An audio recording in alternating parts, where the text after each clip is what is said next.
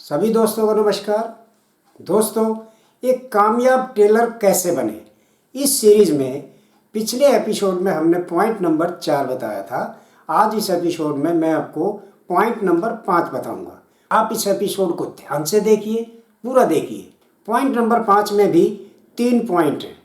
Number 1 विश्वास, number 2 आत्मविश्वास, number 3 सहनशीलता। अब आप कहेंगे ये तीनों चीज़ें, विश्वास, आत्मविश्वास और सहनशीलता, एक दुकानदारी में, एक टेलर की दुकान में क्या महत्व रखती हैं। ये तीनों चीज़ें बहुत बड़ा महत्व रखती हैं। आपको और आपकी दुकानदारी को समृद्ध करने के लिए ये तीनों चीज़ें बहुत बड़ा महत्व रखती हैं। अब विश्वास क्या है? विश्वास है आपको अपने ग्राहक के अंदर आपके प्रति विश्वास पैदा करना है। अब वो कैसे पैदा करेंगे?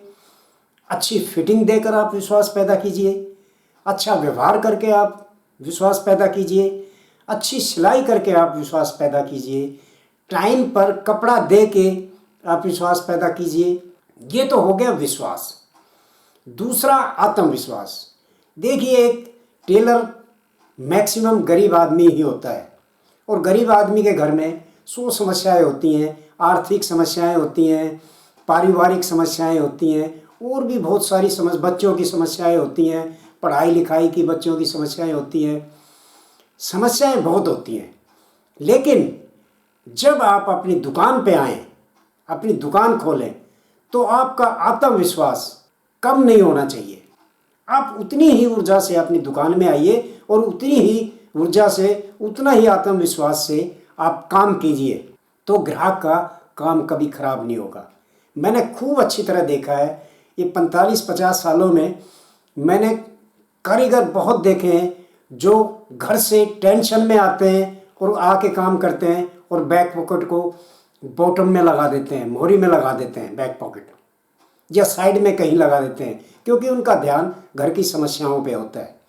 उनका आत्मविश्वास टूट चुका होता है, इसलिए वो काम उनसे ठीक नहीं होता।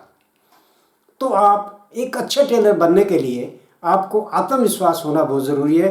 अपनी घर की समस्याएं सबके दिमाग में रहती हैं, लेकिन जब आप दुकान पे आते हैं तो सारी समस्याएं आप घर छोड़ के आइए और उतनी ही ऊर्जा से काम कीजिए, उतने ही आत्मविश्वास से काम कीजिए कि आपका काम में कोई फ़र्क ना पड़े।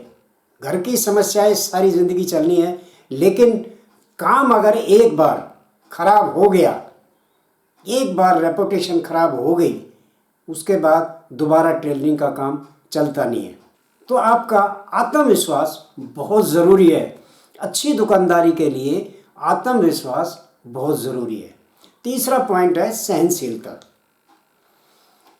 दुकानदारी में सहनशीलता बहुत ज़रूरी है, सबसे ज़रूरी है। अगर आप सहनशील नहीं होंगे तो ग्राहक आपसे नाराज़ हो जाएगा, उसके मन में ये बात आ जाएगी, इसको तो बात करने की तमीज़ भी नहीं है। तो सहनशील होना बहुत ज़रूरी है। अब ग्राहक आपके पास कपड़ा लेके आता है, वो कपड़े पे भी पैसे डालता है, आपको सिलाई भी देगा, और उसमें आपकी लापरवाही से अगर छोटी मोटी कोई कमी रह जाती है तो वो तो कहेगा।